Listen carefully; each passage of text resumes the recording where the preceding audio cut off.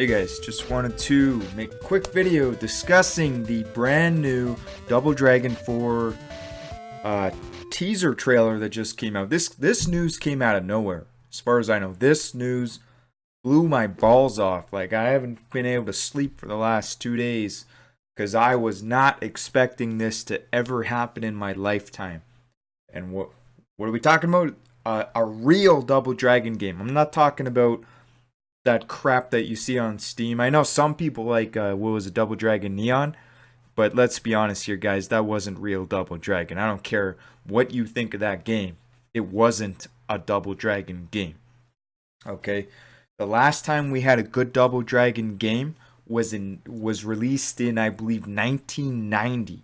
How many years is that? I don't even want to calculate that right now. 17 years? More than that? No, 27 years? 27 years since we've had a decent Double Dragon game. Okay? And this game, Arc Systems bought the rights to Double Dragon. Thank goodness.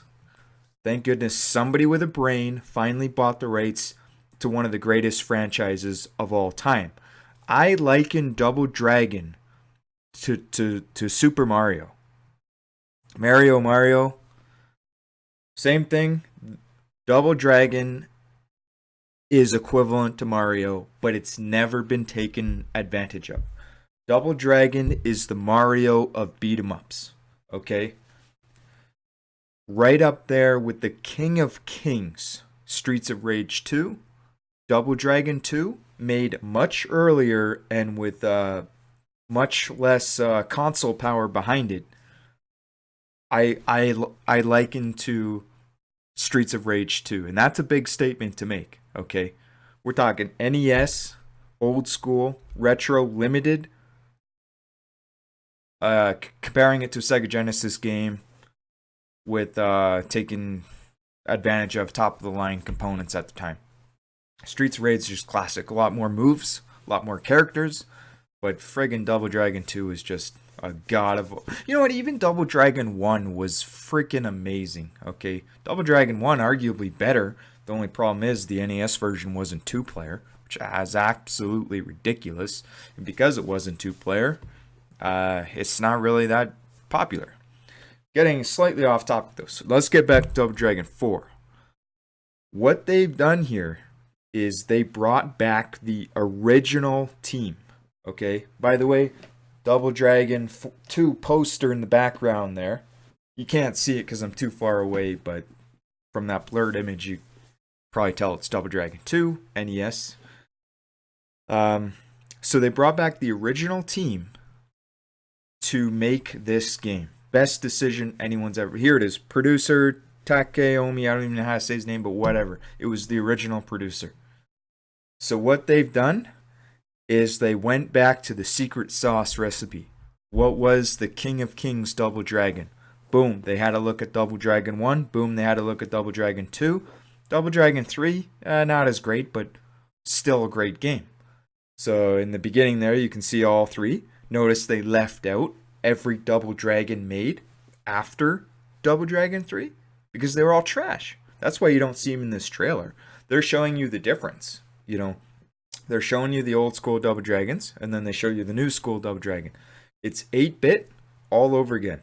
Updated graphics a little bit. It's super clean, but it's got that 8-bit style, and the color improvements have been dramatically increased. The NES had limitations on how many colors and pixels and all that jazz. I forget the exact number. I don't know, 256 colors on screen, certain amount of pixels, whatever it was. Not an expert on it, don't remember the details, finer details of the system hardware, but they don't have those limitations anymore. You can still do 8-bit and make it look better when you take those limitations out. So, what's going to happen here? I think that this is going to revive the franchise. This is going to lead to a whole flurry of Double Dragon games coming out for the next 10 years. After this success, they're going to make Double Dragon 5, whatever it is. They're just going to keep going. 6, 7, 8, 9, 10. Or just rename it, whatever.